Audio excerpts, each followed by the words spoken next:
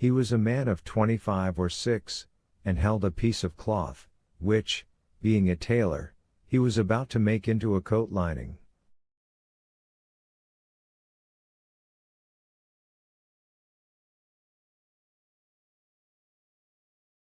"What, is it you, Edmund, back again?" said he, with a broad Marseillaise accent, and a grin that displayed his ivory white teeth.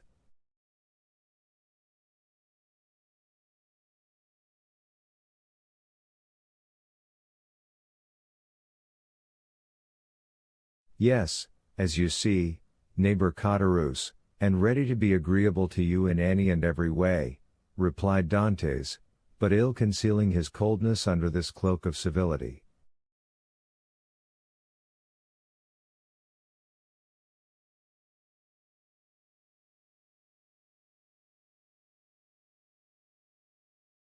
"Thanks, thanks, but, fortunately, I do not want for anything, and it chances that at times there are others who have need of me." Dantes made a gesture.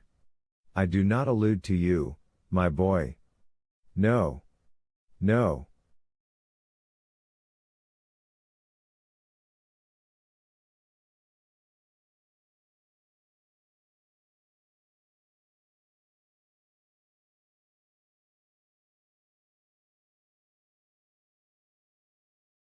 I lent you money, and you returned it. That's like good neighbors, and we are quits."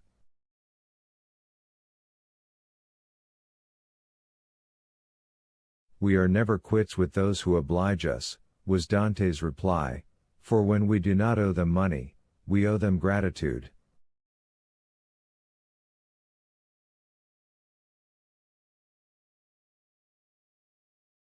"What's the use of mentioning that? What is done is done. Let us talk of your happy return, my boy." I had gone on the quay to match a piece of mulberry cloth, when I met friend Danglars.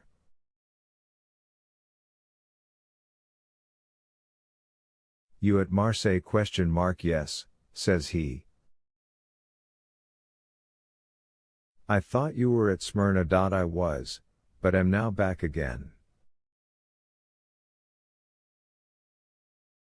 "And where is the dear boy, our little Edmund?"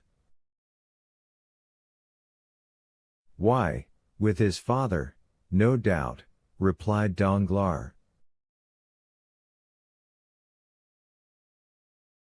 "And so I came," added Caderousse, "as fast as I could to have the pleasure of shaking hands with a friend."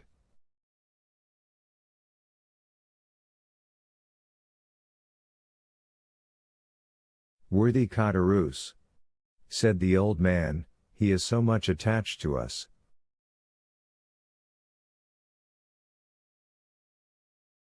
"Yes, to be sure I am. I love and esteem you, because honest folks are so rare. But it seems you have come back rich, my boy," continued the tailor, looking askance at the handful of gold and silver which Dantes had thrown on the table.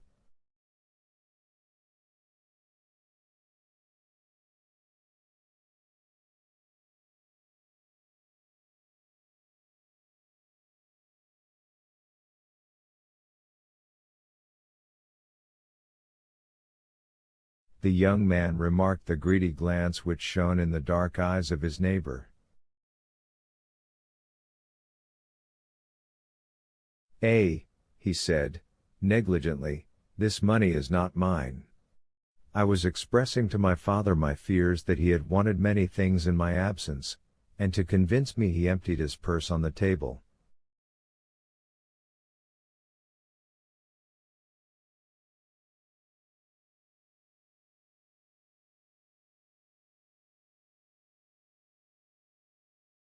"Come, father," added Dantes, "put this money back in your box, unless neighbor Caderousse wants anything, and in that case it is at his service."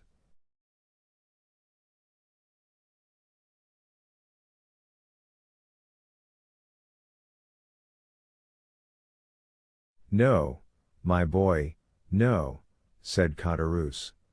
I am not in any want, thank God, my living is suited to my means.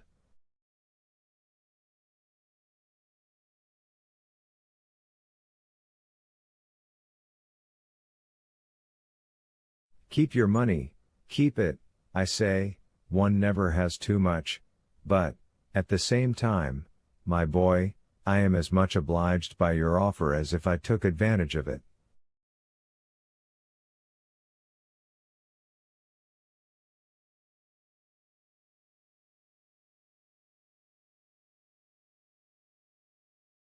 It was offered with good will, said Dantes. No doubt, my boy, no doubt.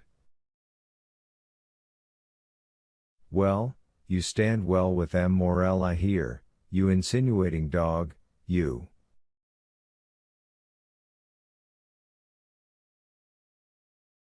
M. Morel has always been exceedingly kind to me, replied Dantes. Then you were wrong to refuse to dine with him. What, did you refuse to dine with him? Said old Dantes, and did he invite you to dine?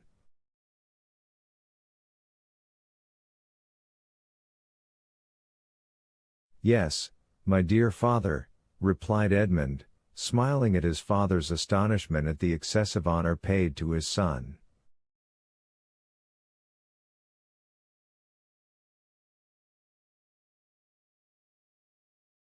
And why did you refuse, my son? Inquired the old man.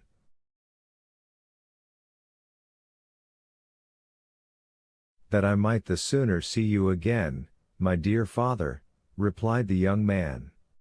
I was most anxious to see you.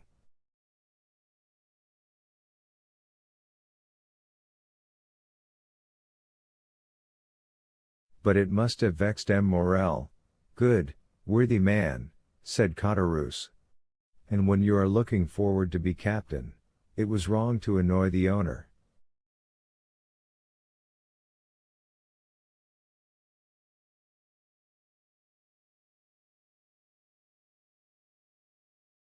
But I explained to him the cause of my refusal, replied Dantes, and I hope he fully understood it.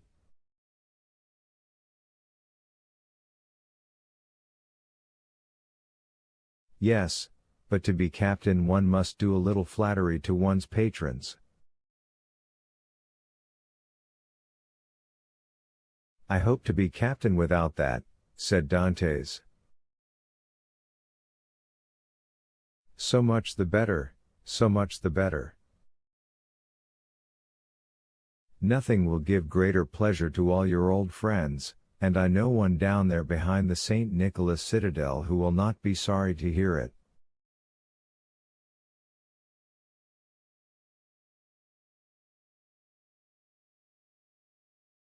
Mercedes? Said the old man.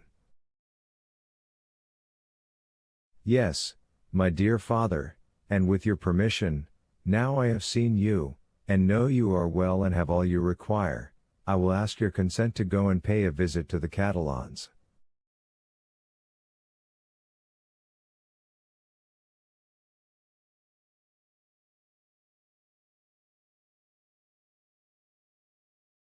Go, my dear boy, said old Dantes, and heaven bless you and your wife, as it has blessed me and my son.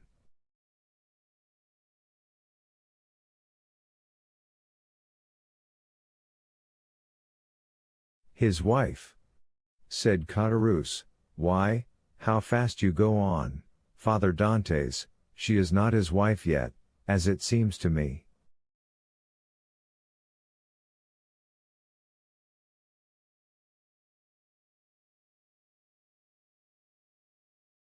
So, but according to all probability she soon will be, replied Edmund.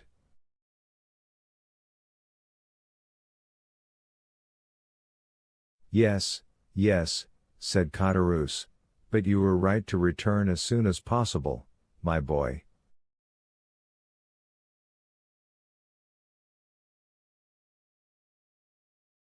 And why?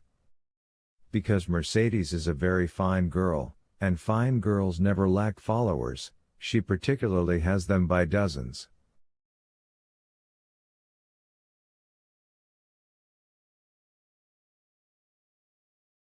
Really? Answered Edmund, with a smile which had in it traces of slight uneasiness.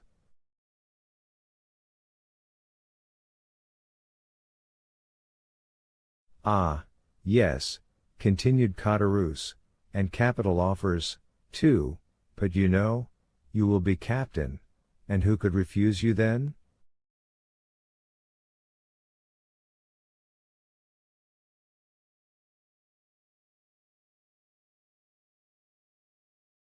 Meaning to say, replied Dantes, with a smile which but ill concealed his trouble, that if I were not a captain.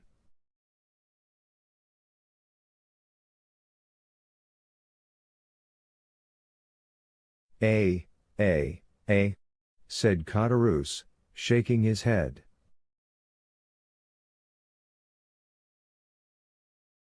Come, said the sailor, I have a better opinion than you of women in general, and of Mercedes in particular, and I am certain that, captain or not, she will remain ever faithful to me.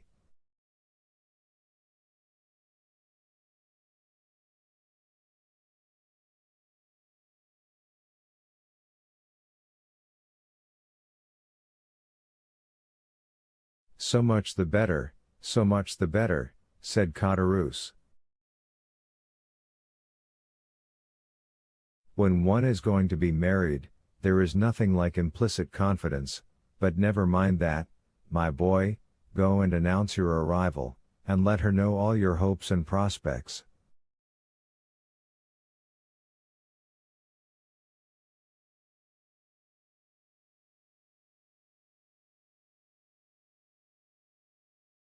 I will go directly, was Edmund's reply, and, embracing his father, and nodding to Caderousse, he left the apartment.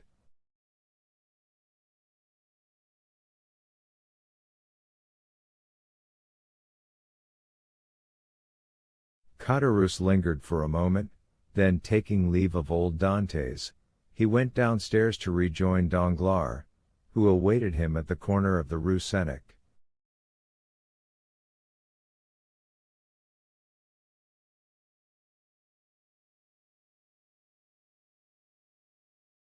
Well, said Danglars, did you see him? I have just left him, answered Caderousse. Did he allude to his hope of being captain? He spoke of it as a thing already decided. Indeed, said Danglars, he is in too much hurry, it appears to me.